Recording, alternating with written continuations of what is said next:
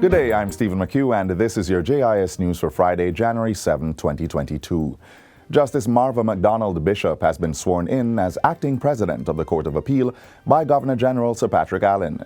During a ceremony at King's House yesterday, Justice MacDonald Bishop was given the instrument of appointment to serve from January 10 until the end of Court of Appeal President Justice Patrick Brooks's vacation leave.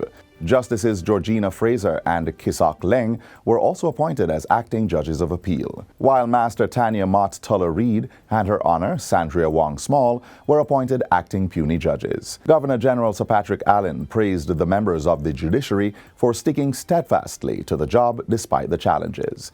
He also called on the new appointees to use the capacity of their office to fix what is wrong with Jamaica. Your role in this process must evidently be outstanding, as together with the legislature and the executive, you form the threefold cord of governance that should not be easily broken. Each arm must play its part so that Jamaica is governed satisfactorily. Prime Minister Andrew Holness says Jamaicans can be assured that the identification cards that will be issued through the National Identification System, NIDS, will be secure. He addressed the matter on Tuesday during a tour of the NIDS Card Centre at the Post and Telecommunication Department on South Camp Road in Kingston. The Prime Minister says the identification cards will have the highest level of encryption, which cannot be duplicated and misused. The data that you give is kept in the highest level of security with proper oversight to ensure that your data is protected, and the protocols around which how that data is used and shared is of the highest level. So there is a guarantee by the state of the protection of your privacy. The Ministry of Health has donated 5,000 COVID-19 home self-test kits to the Ministry of Education. This comes as Jamaica's children resume face-to-face classes this month. Portfolio Minister Dr. Christopher Tufton says the Health Ministry will provide schools with a protocol for use of the test kits.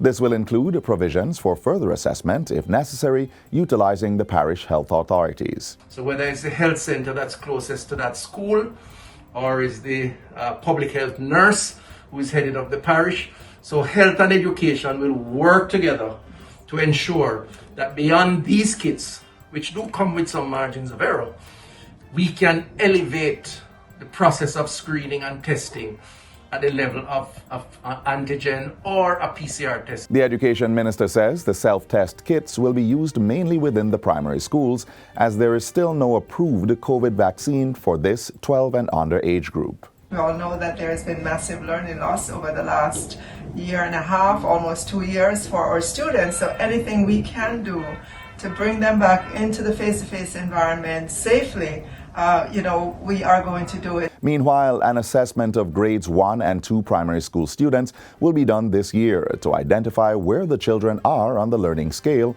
so the necessary intervention can be applied.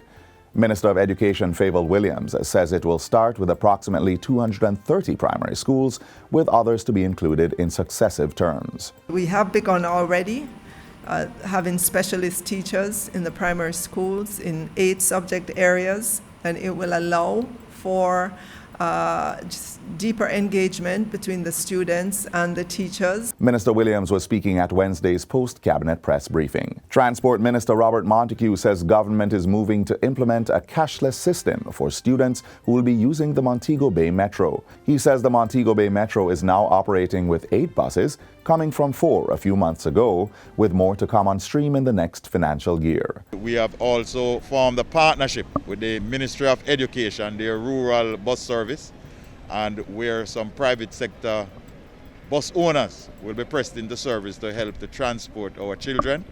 And those buses will have to pass the standards of Mobile Metro and the Transport Authority, because we want to ensure that as they transport our children to and from school, that the best is available. Minister Montague was speaking after a recent tour of expansion works at the Sangster International Airport.